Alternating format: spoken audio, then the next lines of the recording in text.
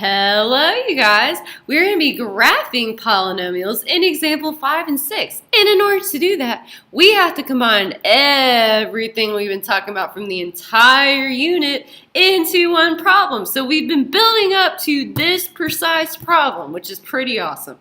Okay, so if you see here, we're going to be incorporating all the nifty stuff we've been talking about in the entire unit in order to graph the polynomial. And we will be graphing this by hand, so get excited. All right, now in order to graph, you guys, we have to get standard form into factored form. We have to. And remember, in order to get something into factored form, we have to use the rational zero theorem. Okay, so before we get started on that though, we are going to need to factor out the GCF because the GCF will help to narrow down our equation, which will make our life easier. So looking up here, and again you guys, if you remember, we never want the very first term to be negative. Never a good idea. Okay, so if that first term is negative, you guys, you must factor out a negative. So first of all, my GCF is going to be negative. It's going to have a -1 because I'm going to factor out that bad boy. All right, and then I need to find what else goes into every single term, which this is secretly a -1. So I have 1, 3, and 4. Now the only thing that goes into 1, 3, and 4 is 1, so that's not going to get factored out. But I do have x's in each term, and I need to grab the largest amount of x's I can from each term, which that would be x to the second. You guys are so smart. Okay, so I'm going to factor out our GCF first. So I'm going to be dividing all these terms by -1x squared. So I'll do that first. Okay, so we have f of x equals -1x to the 5th minus 3x to the 4th plus 4x squared. And I'm going to divide all those things by the GCF.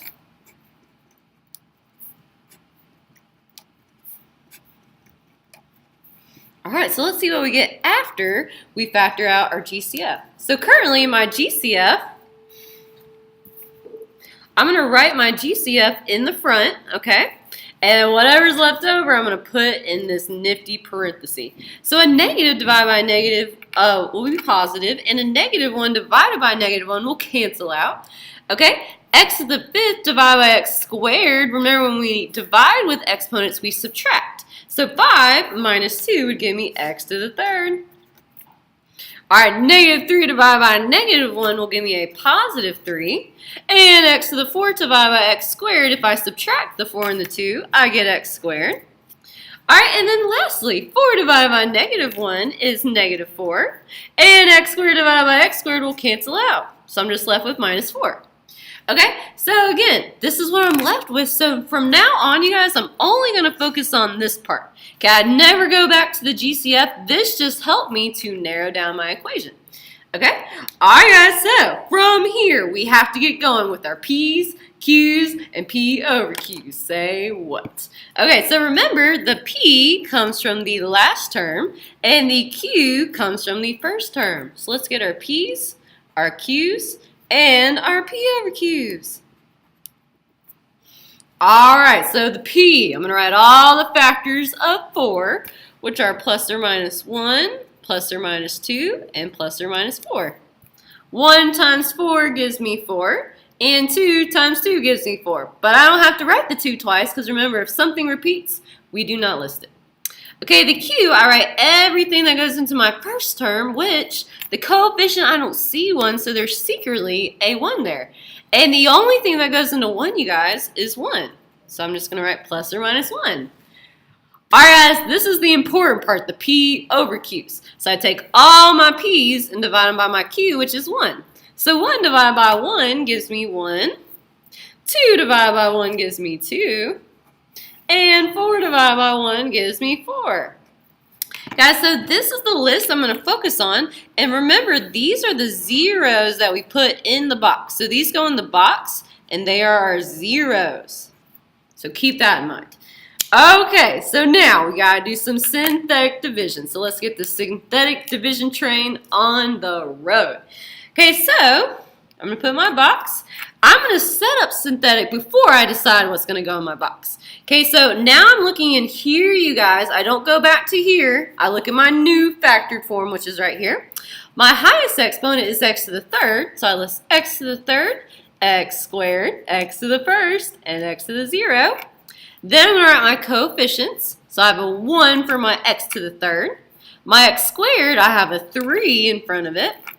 My x to the first, oh no, I don't have one, you guys. So if you remember, when we're missing one of our exponents, we put a 0 placeholder in.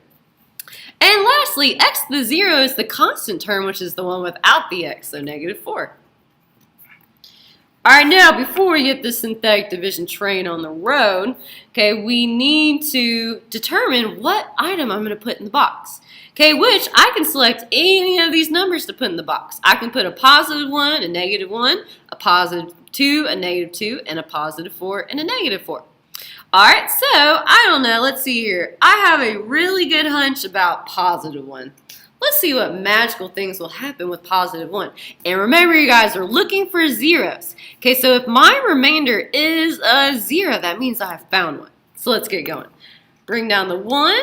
Multiply my 1 to my box. 1 times 1 is 1. I'm going to add down. 3 plus 1 is 4.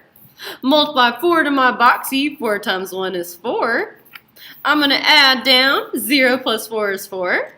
Multiply 4 to the boxy, and holy hot dog, you guys, -4 plus 4 turns to 0. So this means, you guys, I found a factor. Yay! This tells me I found a factor, which makes me excited. Yay. All right, and this is going to be a 0. So my 0 is x equals 1. Okay, so if you see down here, we have a list of zeros, and eventually we're going to get into factor form. So I'm going to start listing out my zeros, which one of them I found to be x equals 1. Now, if you guys remember, the degree of my polynomial, the highest exponent is 5, which means I should end up with a total of 5 zeros when I get done. That should be my total. Okay, so we gotta be on the lookout for 5. We got 1 right here, and actually we found some in the start, and I'll talk about those in just a moment. Okay, so once we have spotted a factor, we need to write our new equation in the most recent factored form that we have listed. Okay, so currently I have f of x. I'm going to bring down my first factor that we found, our GCF, which is -1 x to the second. All right, and then I'm going to write my new factor that I found, which was x minus 1. Remember, we do the opposite of the 0, so since the 0 is 1 in here, it would be -1. And then I'm going to write what is left over, or my depressed equation, or you can also call it the quotient, whatever floats your boat. Okay, so remember, we start with one exponent less than our highest exponent, which my highest exponent is 3, so I will begin with 1 x to the second, plus 4 x to the first, or just x, and then plus 4. Yay! Alright, guys, and we actually have found some more zeros. Okay, when we factored out this GCF, you guys, this is actually telling us one of the zeros. Remember, in factored form, anything that contains an x in it deals with a 0.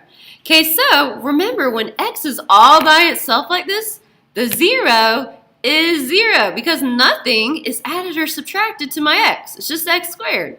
And another way to say nothing in math is 0. Okay, and since my exponent is 2, you guys, there are 2 zeros that are x equals 0. Okay, so far I have 3 out of the 5 zeros, which is pretty awesome. So again, this x squared right here, you guys, our GCF, okay, that counts as 2 zeros that are x equals 0. So we got x equals 0 twice. Okay, let's keep going. So now, when we're about to do synthetic division again, we go to our most recent depressed equation, which is this bad boy. We write what we get under here, again, in synthetic division. So basically, guys, I'm just going to take these numbers and write them again. Those are the numbers that we're going to use in synthetic division. Okay, but actually, we don't have to do that because, remember, if we get it to a quadratic, the fastest way to solve these is to factor.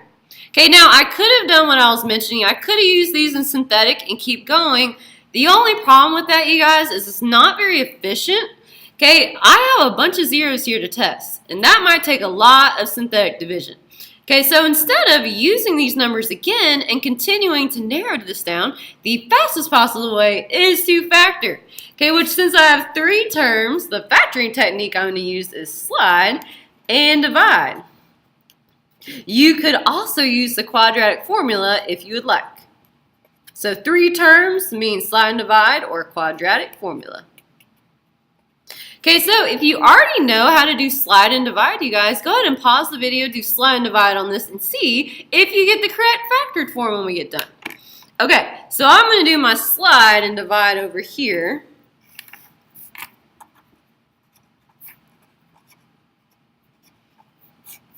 And I'm going to use this bad boy right here. So my x squared plus 4x plus 4.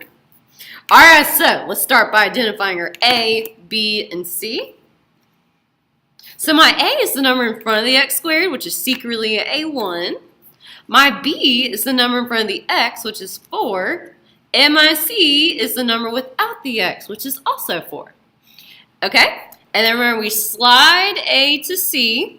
Okay, so I'm going to multiply my 1 to my 4, and 1 times 4 is 4. So this is my AC, or my slide. All right, and don't forget, you guys, at the very end in our final answer, which I'll write that over here. I'll slide it over here. In our final answer, okay, remember, we had to divide by whatever we slid over. So since I slide my A value, which is a 1, I divide by A. So you slide A, and then you divide by A. So I divide by 1. Alright, and now what I need to do? I need to find 2 numbers that multiply to equal AC and 2 numbers that add to BB. And those are the numbers that will go in my parenthesis. Okay, which my B is a 4.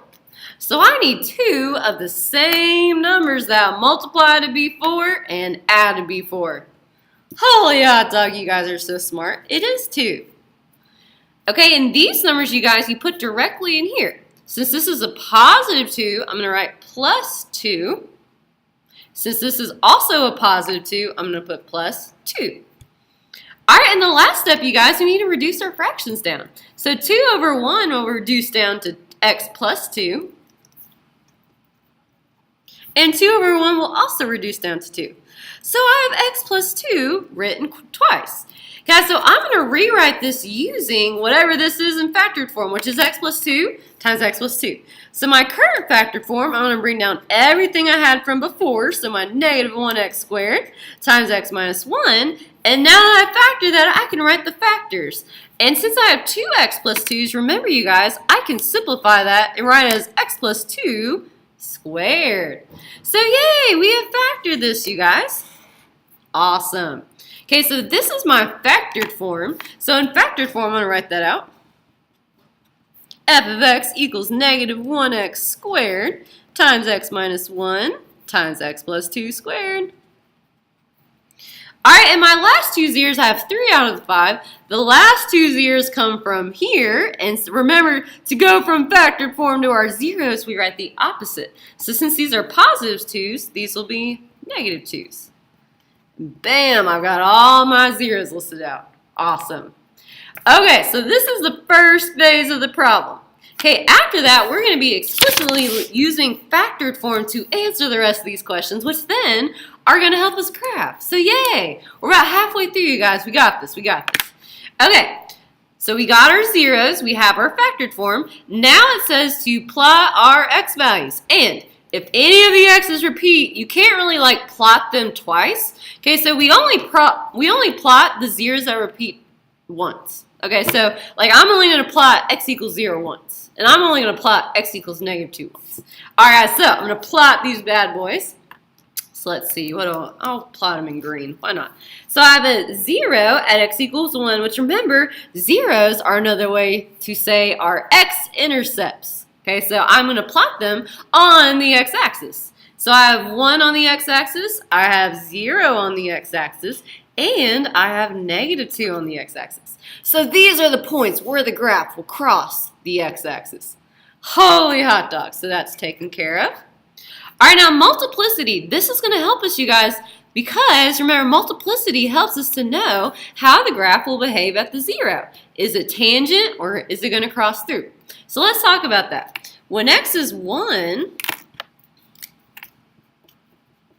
okay, if we look here, when x is 1, my exponent, I don't see 1, so secretly there's a 1. Okay, so my multiplicity is 1 which means it's going to, since it's odd, it will cross through. So when x is 1, the multiplicity is 1, which means it will cross through. So let's see. I'm trying to find a way to not run out of space. So at this one, it's going to cross through. Okay, so at 1, to give me a hint when I graph, I'm going to put a C there so I know it will cross through. Okay, so this is my multiplicity number, and that's my 0. So the multiplicity is 1, if that helps. Okay, which I'm going to rewrite this because I don't like the way that looks. It's not wrong, I'm being picky right now. Okay. So my multiplicity, I'm going to abbreviate with an M, is 1. Okay, now when x is 0, that pertains to this factor. When x is 0, my exponent is 2. Okay, so when x is 0, the multiplicity is 2. And remember, when it's an even multiplicity, it will be tangent at that 0. Okay, so when x is 0, I'm going to put a t there, so I remember the graph will be tangent or bounce off that 0. Okay, as in another way to get the multiplicity, you can literally just count how many times does a 0 repeat. Multiplicity means multiple zeros. So like when x was 1, I only had 1 of them, so my multiplicity is 1. When x was 0, I had 2 of them, so my multiplicity is 2. Alright, my last 0 is x equals negative 2. Okay, which that pertains to this factor, and the exponent is 2, so the multiplicity is 2, or I can literally just count how many times does negative 2 repeat. 1, 2, twice, so that's my multiplicity. And since my multiplicity is an even number, remember the graph is tangent at even multiplicities. So at negative 2, the graph will also be tangent. Holy hot dog, you guys. We're getting there. We're getting there. All right, another good thing to put on your graph is the y-intercept. Okay, so when we find x-intercepts or zeros, what we do is make y 0 and solve. When we did this process, you guys, we turned f of x into 0 and solved. Even though I didn't write that out, that's actually what we were doing. Okay, so for the y-intercept, what we do is we make the x is 0 and solve for y. So for y-intercept, make x is 0 and solve for y. All right, so I'm going to go back, which you can do this several ways. You can substitute 0 into standard form or into factored form, whichever form you like. I'm going to substitute it back into, I guess it doesn't matter. I'll do both ways so you guys can see it. Okay, so I'm going to start by substituting 0 into my original. Okay, so my original, f of 0, would equal, all right, everywhere I see an x, I'm going to make it 0. So we have negative 1 times 0 to the 5th. All right, and then minus 3 times 0 to the 4th. And then plus 4 times 0 squared. Okay, which when I solve this, 0 to the 5th is 0, and 0 times negative 1 is 0. 0 to the 4th is 0, and 0 times negative 3 is 0. And 0 squared is 0, and 0 times 4 is 0. So my y-intercept, you guys, is at 0. So it smacks the y-axis at 0. Okay, which you can write it like this. You can write y equals 0. Which I'm running out of space. I can write y equals 0. Okay, or I can write a point, which the point is 0, 0. All right. Now, you can also substitute this into factored form here. So I could put it back in here, which let's see. I'll solve that right here since I'm kind of running out of space. So this is in factored form, so you guys can see that. Okay, so I'm going to put 0 in everywhere I see an x. So f of 0 equals negative 1 times 0 squared times 0 minus 1 times 0 plus 2 squared. All right, let's see what happens. So 0 squared is 0 times negative 1 is 0. So we get 0. 0 minus 1 is negative 1. So 0 times negative 1. And 0 plus 2 is 2. And 2 squared is 4. All right, let's multiply that all together. 0 times -1 is 0, and 0 times 4 is 0. So my y-intercept is still at 0. So either way, you can substitute it into standard form or factored form. It does not matter. Okay? So my y-intercept, it smacks the y-axis at 0, which actually it's going to be on top of my 0, because if the 0 is at the origin, the x and the y are 0. So it's intersecting the x and the y-axis. Holy hot dog, you guys. All right, let's keep going. We're almost there. We're almost there.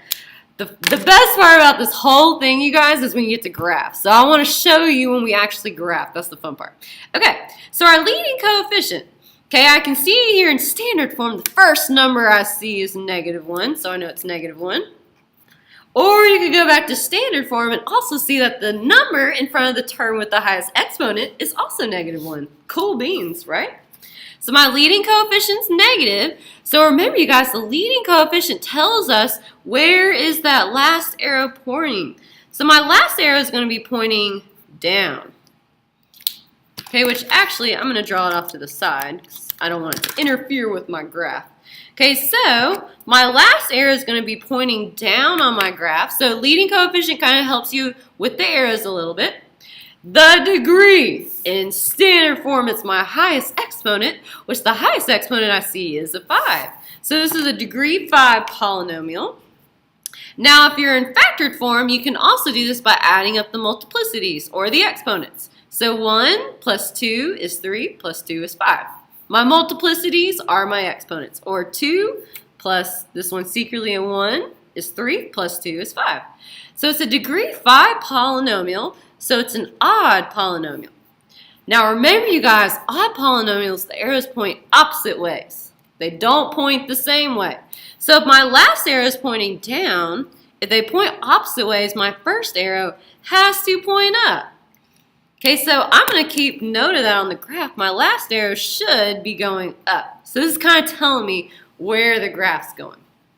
All right, now I'm going to sketch the graph, and it's going to be pretty amazing in my opinion. Okay, so I know that I have to start up. Okay, I'm going to come down, so my arrow will be pointing up, but I'm going to come down. When it says tangent, remember the graph will bounce off of it. Okay, and each time you guys hit one of these points, it'll have to change direction. So it's going to bounce, change direction. It's going to bounce again since that's tangent. And then my final one is going to cross through. So it's going to look something like this. This is the super duper exciting part. Okay, which I'm going to do in purple. Okay, so it's going to start up. It's going to come down. Boing, it's going to bounce off. Okay, it's going to turn directions again. It's going to come down and bounce. And then it's going to turn directions again, but this time it will cross through. Okay, so these kind of help you when you're graphing to know what's going on. And guys, these little humps right here, you can make them go as high or as low as you want. Like I could have made this one go up higher if I wanted. We're just approximating. Now, if you really want to know, how high does this little turning point go? You want to know that? You could like substitute in a -1 into either factored form or standard form and kind of get some more points to plot. So if it irks you that you don't have the exact graph, you can plot some points like in between the zeros to kind of see what the graph's doing. But I'm not going to make you guys do that. We're just approximating. So wasn't that cool? The graphing part's my favorite. Okay, and don't forget, you guys, your graph deserves a name. It deserves a name. So this graph's name will be Delilah, which I'm going to spell it like this. Delilah. Looks really cool, right? Delilah. Really weird, actually. Hopefully, if your name's Delilah, you don't spell it like that, because that's really weird and awkward. Okay, but my graph's going to own it. This graph is totally a Delilah that's spelled like that. Okay? All right, now let's go into end behavior. Okay, so end behavior, remember, we always fill out this part. This part's always the same. We want to know what the graph's doing on the right-hand side and on the left-hand side. Okay, we always start here. The part that we fill in is what the graph is doing, or what f of x is doing. So as x goes to positive infinity, so when it's on the right-hand side of the graph, you are asking yourself, where is the arrow going? It's going down. So at f of x, it's headed to negative infinity. Okay, and I'll kind of separate it so we know that these go together and those go together. When x is headed in the negative direction, so on the left-hand side, you are asking yourself, where does it go? Where's the graph point? It points up, so it's headed to positive infinity. Okay, so it's headed to positive infinity here, but negative infinity here, which this thing better watch out because the demon cats are down there. Alright, and the final step. We have graphed it. It looks wonderful. Okay, we already did that. Now, finally, the domain and range. This is the last part, which the domain and range is also a fun part. Alright, so domain. We ask ourselves, how far left does it go? And then how far right does it go? Okay, so if I want to know how left it goes, this will get wider and wider, you guys. So it is headed into negative infinity for forever. And then when you ask yourself how right does it go, so I want to know how far right it's going, we ask yourself how far left already. Okay, this graph is going to gradually get wider and wider, so it will head in the positive infinity direction. Okay, so that's interval notation. If you are an inequality person, since we're including all the numbers from negative to positive infinity, it would be x is all real. Remember, you get to pick which way you want to write. All right, and then finally the range. We ask yourself, in this one, how low does it go? And then, how high does it go?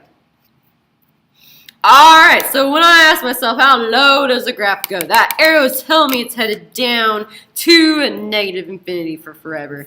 I'm highly concerned about this bound because it's headed to the demon cats. And then how high is it going? That arrow tells me it goes up for forever. So to infinity and beyond with Buzz Lightyear. Holy hot dog, you guys. Okay, so since we included all the y values, this would also be y is all real. So again, you pick either interval notation or inequality notation. Holy hot dog, you guys. That was like an epic problem. Isn't graphing a blast? We included everything that we've been talking about in the entire unit, which is so much fun. I hope you guys had a blast because I had like a double blast. This problem was math-tastic and cat-tastic. Say what?